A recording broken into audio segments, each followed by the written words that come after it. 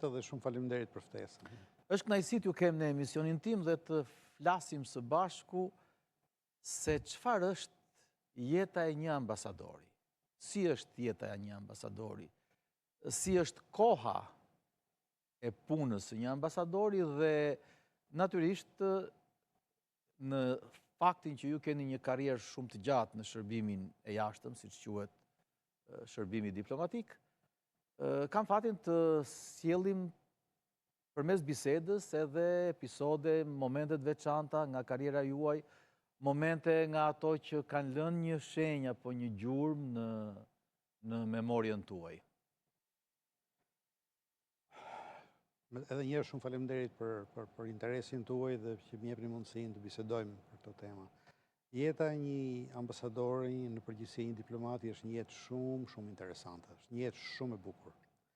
Ti ke mundësinë që t'jesh në mjedise ku bën diskutime që nuk i dëgjon gjykun tjetër, ku përgatiten vendime tepër të rëndësishme, debate nga ato që nuk dalin kurrë në media dhe që lexohen shumë vite më vonë kur dikush vendos të shkruajë kujtimet e veta.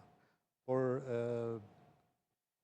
si rregull jeta profesionale e një diplomati ndodhet mbrapa kuintave, mbrapa perdes.